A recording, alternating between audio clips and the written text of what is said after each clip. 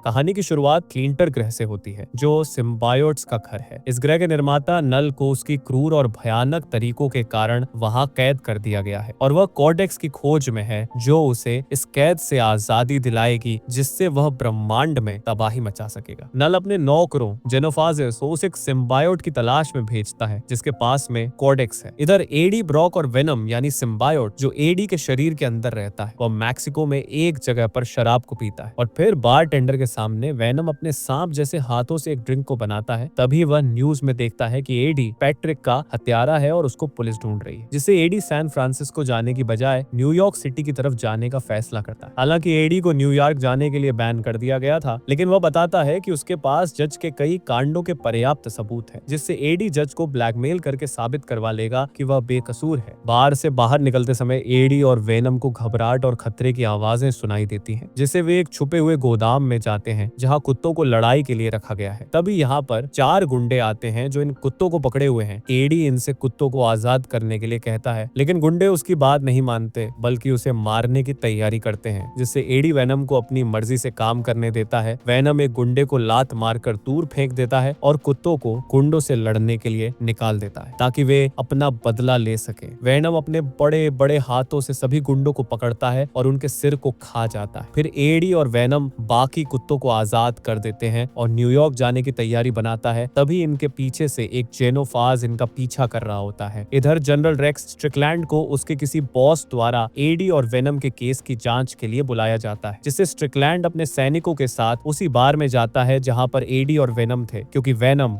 गलती से अपना एक सैंपल वहीं पर छोड़ गया था। स्ट्रिकलैंड बारटेंडर से पूछताछ करता है कि उसने क्या देखा और फिर पूछताछ के बाद वो अपने सैनिकों को उसे पकड़कर लाने का आदेश देता है। अब हम नेवाड़ा के किसी हिस्से में डॉक्टर टेडी पेन को देखते हैं, जो एक बुरे सपने को देख रही है, जिसमें वो अपने बचपन के दिनों को देख रही है, जब एक तूफान के आने से भागते समय उसके जुड़वा भाई को बिजली का झटका लगने से उसकी मौत हो गई थी। टेडी को भी बिजली का झटका लगा था, लेकिन करंट उसके शरीर से होते हुए उसके भाई तक पहुंचा गया, क्योंकि वह उसका हाथ पकड़े हुए था। तभी टेडी को एक मैसेज मिलता है, जिसमें उसे एरिया 51 में बुलाया जाता है, जो 3 दिनों में बंद होने वाला है। फिर टेडी एरिया 55 में जाती है, जो 100 फीट नीचे जमीन के अंदर बना हुआ है। वहां पर वह स्ट्रिकलैंड और अपनी साथी सैडी या क्रिसमस से मिलती है। तभी स्ट्रिकलैंड इनको वेनम का सैंपल देता है। यहाँ पर टेडी की लैब उन अन्य सिम्बायोट्स पर रिसर्च कर रही है जो वेनम के साथ धरती पर आए थे। फिर तीनों एक कंटेनमेंट सेल में जाते हैं, जहां मुलिगन को रखा गया है, जो टॉक्सिन नामक सिम्बायोट को होस्ट कर रहा है। टॉक्सिन मुलिगन के माध्यम से बात करते हुए उन तीनों को नल के खतरे के बारे में चेतावनी देता है। यहाँ पर वेनम एडी को न्यूयॉर्क की ओर ले जा रहे एक हवाई जहाज से चिपके रहने के लिए मजबूर करता है। तभी उनके ऊपर जेनोफाज